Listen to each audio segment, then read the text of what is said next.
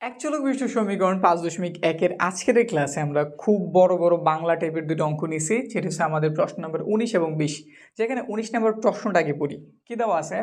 একজন ক্ষুদ্র ব্যবসায়ী 5,600 টাকা বিনিয়োগ করে 1 বছর পর কিছু টাকার উপর 5% এবং অবশিষ্ট টাকার উপর 4% করে লাভ করলেন। এই দুইভাবে লাভ করার ফলে দেখা গেল সে মোট লাভ করছে 256 টাকা।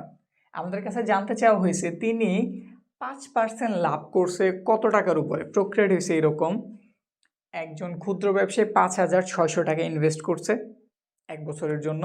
এইখান থেকে আসে কিছু টাকার উপরে 5% লাভ পাইছে, একটু বেশি পাইছে। আর যে বাকি টাকাটা রয়ে গেছে 5,600 থেকে, যে বাকি টাকাটা ওইটার উপর সে 4% লাভ পাইছে। এক প্রক্রিয়াতে 5% লাভ পাইছে, আরেক জায়গাতে সে 4% লাভ পাইছে। দেখা গেল এই 5% 4% লাভ মানে মোট লাভটা মিলায় সে এই ফুল টাকায় মানে 5,600 টাকায় মাত্র 256 টাকা লাভ করছে। ঠিক আছে। আর আমাদের কাছে জানতে চেয়েছো যে 5% লাভে যে টাকাটা ইনকাম করছে কত টাকা ইনভেস্ট করছিল। এই 5,600 টাকায় কী পরিমাণ টাকা সে ইনভেস্ট কইরা ওই 5%-এর লাভটা করছিল। বুঝতে পারছি প্রশ্ন কিন্তু একটু জটিল মনে হইতেছে। এবার এই বিষয়টা একটু ইজি করি। প্রথম কথা, সে মোট ইনভেস্ট করছে 5,600 টাকা। এর ভেতর থেকে 5%-টা আমাদের কাছে জানতে চেয়েছে, মানে 5% টাকা লাভ করছে কত টাকা ইনভেস্ট করে ওইটা। তাহলে ওই বিষয়টা আমরা ধরে নিই। ধরি 5%, 5% লাভ করেন X টাকায়, X টাকায়। ঠিক আছে। তাইলে 4% লাভ করে কত টাকায়? বাকি 4%। একটা হচ্ছে 5% লাভ আর একটা হচ্ছে 4% লাভ। তাইলে আমরা বাকি টাকাটা বের করি। এবার 5% লাভ করছে X টাকায়, 4% লাভ করেন বাকি টাকাটায়। বাকি টাকা কত? 5,600। এখান থেকে X বাদ, এত টাকায়। বুঝতে কি পারছি? এর তোর বিয়োগ করা যাবে না, তো এখানে একটা সমীকরণ আকারে রেখে দিলাম। এখন মূলত আমরা কি খুঁজতেছি? লাভ খুঁজতেছি। কি খুঁজতেছি? লাভ। লাভ বের করে আমাদের একটা সূত্র আছে, সূত্রটা আমরা ছোট ক্লাসে পড়ছি, আশা রাখি মনে আছে, দেখলেই হয়তো মনে পড়ে যাবো। সূত্রটি হচ্ছে I=P/N। আমি এখানে সূত্র নিয়ে কথা তেমন বলবো না, সূত্র লিখবো না, জাস্ট বিষয়টা বুঝে নিতেছি কীভাবে আমাদের কাজটা হয়। এটা হচ্ছে মূলত আমাদের লাভ। আই মানে কি? লাভ বা মুনাফা। পি মানে হইতেছে মূলধন। মূলধন মানে কত টাকা ইনভেস্ট করছি, কত টাকার বিনিময়ে লাভটা পাইছি। আর মানে হইতেছে হার, কি হারে আমার লাভটা দিছে। যেমন এখানে 5% বলছে, 4% বলছে। আর এন হইতেছে সময়কাল, আমি কত সময়ের জন্য রাখছি। এখানে কত আছে? 1 বছর। বুঝতে পারছি? এটা হচ্ছে সময়। তো আমি যদি এই 5%-এর জন্য বের করি, কয় পার্সেন্টের জন্য বের করি? 5%-এর জন্য, মানে X টাকায় 5%-এর জন্য 1 বছরেরটা যদি বের করি, কি পরিমাণ লাভ পেয়েছি আমি ওটা জানতে চাইতেছি। আমি ওটা বের করছি, তো লিখতেছি 5% লাভে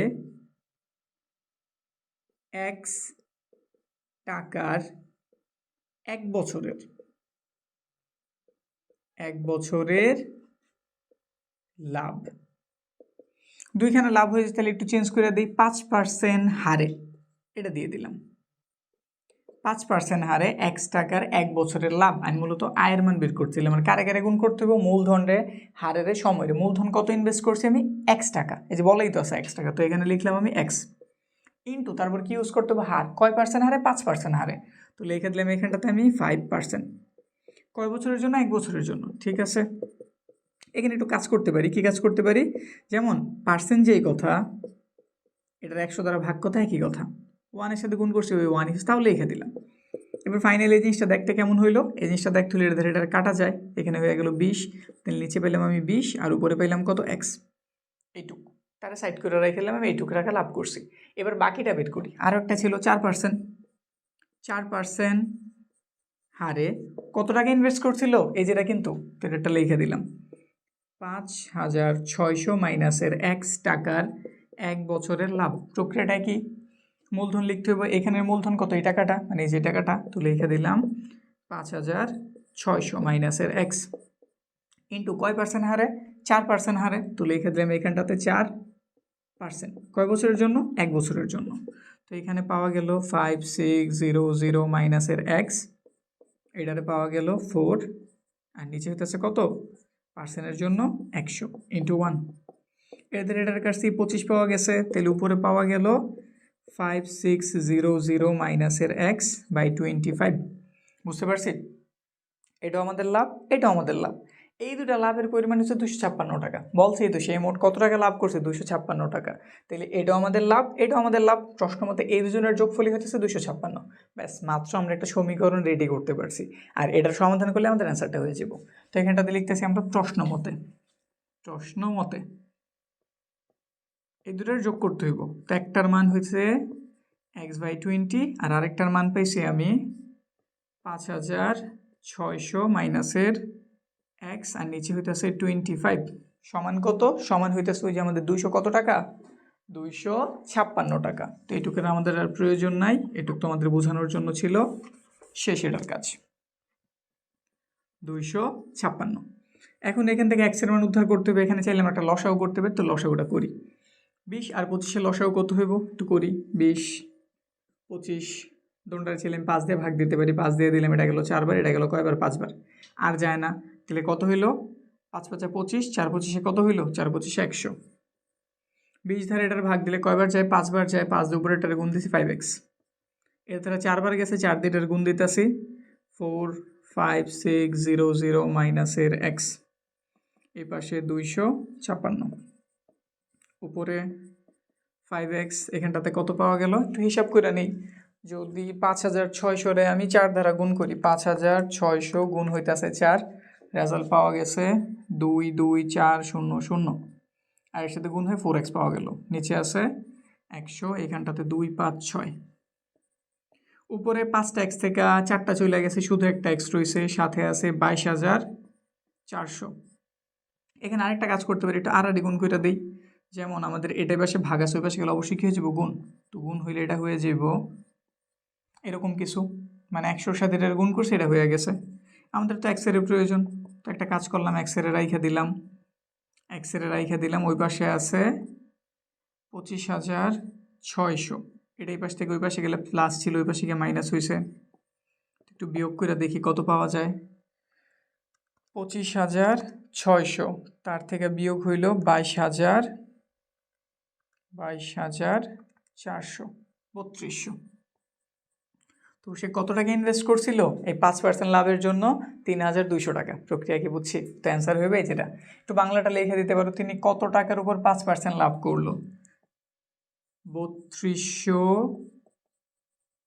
টাকার উপর 5% লাভ করলেন। শেষ, আমাদের অ্যান্সার কমপ্লিট। এবার 20 নাম্বারটার দিকে তাকাই। 20 নাম্বার কিছুটা পেঁচানো প্রশ্ন, তাহলে পেঁচানো প্রশ্ন আগে বোঝার ট্রাই করি, তারপর সমাধানের দিকে আগে। এখানে কি বলা হয়েছে, একটি বালিকা বিদ্যালয়ের একটি শ্রেণীকক্ষে প্রতি বেঞ্চে 6 জন করে ছাত্রী বসালে 2টি বেঞ্চ খালি থাকে। প্রতি বেঞ্চে 6 জন করে বসাই দিছি, বসানোর ফলে দেখা গেছে 2টা বেঞ্চ খালি রয়েছে, শিক্ষার্থী আর নাই, সবাই বসে পড়ছে। কিন্তু প্রতি বেঞ্চে 5 জন করে ছাত্রী বসালে 6 জন শিক্ষার্থীকে দাঁড়িয়ে থাকতে হয়। এখন ঘটনা একটু চেঞ্জ করছি, শিক্ষার্থীর সংখ্যা যা ছিল তাই, বালিকা আগে যা ছিল এখনও তাই আছে। এখন আমরা প্রতি বেঞ্চে 5 জন করে বসাইতেছি।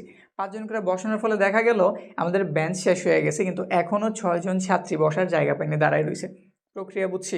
এই তথ্য থেকে আমাদের কাছে জানতে চাওয়া হয়েছে ওই শ্রেণীর বেঞ্চ সংখ্যা কয়টি। তো ধরে নিলাম ওই শ্রেণীকক্ষের বেঞ্চ সংখ্যা xটি। যেহেতু 6 জন শিক্ষার্থী, এখানে যেই কথা ছিল হুবহু ওইটাই লিখছি, 6 জন ছাত্রী বসালে 2টি বেঞ্চ খালি থাকে, এই যেটাই লিখছি। 2টি বেঞ্চ খালি থাকে, সুতরাং ছাত্রী সংখ্যাটা কেমন হইব?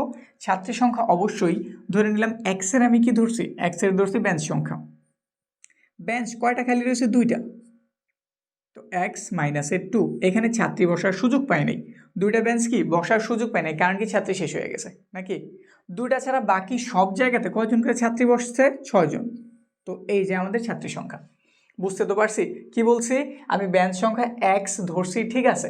আমাদের প্রতি বেঞ্চে কয়জন করে বসছে? 6 জন, এক এক বেঞ্চে 6 জন করে, এই জন্য আমি 6 লিখছি। কিন্তু আমার x সংখ্যক বেঞ্চে তো ছাত্রী বসে নাই, 2টা বেঞ্চ তো খালি রয়েছে, 2টা বেঞ্চ কি রয়েছে? খালি রয়েছে। এজন্য আমি মোট বেঞ্চ থেকে 2টা বেঞ্চে বাদ দিয়ে দিছি। মোট বেঞ্চ x ছিল, যেহেতু 2টা বেঞ্চ আমার কি রয়েছে? খালি রয়েছে, এজন্য আমি x থেকে 2 এর বাদ দিয়ে দিছি। বুঝতে পারছি প্রক্রিয়া? পরেরটা আবার এই যে এর পরের কথা, এবার বেঞ্চে 5 জন করে বসাইছি, যেহেতু 5 জন করে ছাত্রী বসলে 6 জন শিক্ষার্থীকে দাঁড়িয়ে থাকতে হয়। এবার তাইলে আমাদের ছাত্রী সংখ্যা কত? এবার হইব আমাদের 5 জন করে বসাইছি এক্স সংখ্যক বেঞ্চে।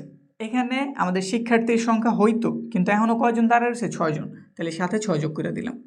শিক্ষার্থীর সংখ্যা আমি জানি না, কিন্তু আমি বেঞ্চের সংখ্যা জানি, আর কয়জন করে বেঞ্চে বসতে তাও জানি। বেঞ্চের সংখ্যা একজন, ছাত্রী এক একটাতে 5 জন করে বসতে। তো একটা বেঞ্চে 5 জন বসতে, দুইটা বেঞ্চে 2 গুণ 5 বসতে। তো এরকম এক্স সংখ্যক বেঞ্চে এক্স গুণ 5 এটা বসতে। এটা বসার ফলে 6 জন শিক্ষার্থী দাঁড়ায় রয়েছে। বুঝতে পারছি? দুটো সমীকরণ দ্বারা করছি। এখন শিক্ষার্থীর সংখ্যা তোর কমে বাড়ে নেই, শিক্ষার্থীর সংখ্যা আগে যা ছিল এখন ঠিক তাই, মানে এইখানে যতজন শিক্ষার্থী এইখানে ঠিক তাই। তাহলে বলতে পারি এই দুটো সমীকরণ কেমন? সমান। এটাই মূলত আমাদের মেন কথাটা। এইখান থেকে আমরা অ্যান্সারটা বের করতে পারবো। কাজ হয়ে গেছে। তো লেখা দাও, যেহেতু শিক্ষার্থীর সংখ্যা কি দেওয়া আছে? ছাত্রী সংখ্যা। যেহেতু ছাত্রী সংখ্যা একই, সুতরাং আমরা এই দুটোর সমান আকারে লিখতে পারি। 6 × x - 2 = 5x + 6। এইখান থেকে তুমি x এর মান উদ্ধার করো। 6x 6 × 12 হইল, 5x প্লাসের একটা 6 হইল। এক্সগুলোর সব এই পাশে আনো। সে প্লাস ছিল, এই পাশে এসে অবশ্যই মাইনাস। এটা মাইনাস ছিল, এই পাশে গেলে অবশ্যই কী হয়ে যাব? প্লাস। 6টা থেকে 5টা চলে গেছে, একটা রয়েছে, যোগ করলে কত পাওয়া গেছে? 18। তাইলে কয়টা বেঞ্চ ছিল? 18টা। উত্তর কতটি? 18টি বেঞ্চ। শেষ। বুঝতে পারছি? একটু অন্যরকম ছিল আমাদের এই অধ্যায়ের প্রশ্নগুলি, একটু এইরকমই ইজি, সমাধান ইজি, কিন্তু প্রশ্নটাকে তোমার ধরতে হইব। তো এরকম যদি বুঝা পুরো গণিত বইটা শেষ করতে চাও, আমাদের একটা কোর্স আছে যেখানে আমরা সব গণিত বই একদম বেসিক থেকে শুরু করছি, একদম লাস্ট পর্যন্ত করছি, যাতে তুমি গণিতে যদি দুর্বল হয়ে থাকো, একটু খারাপ হয়ে থাকো, খুব ভালো একটা রেজাল্ট করতে পারবা এই কোর্সের মাধ্যমে। তো কোর্সে যদি ভর্তি হতে চাও, ডিসক্রিপশনে যাও অথবা কমেন্ট বক্সে যাও, আমাদের অ্যাডমিশন ফর্ম দেওয়া আছে। আর কোর্সের ব্যাপারে কিছু জানতে চাইলে আমাদের হোয়াটসঅ্যাপ নাম্বার আছে, তো এখানে যোগাযোগ করতে পারো। আজকের ক্লাসে এই পর্যন্তই, দেখা হতেছে সামনের ক্লাসে।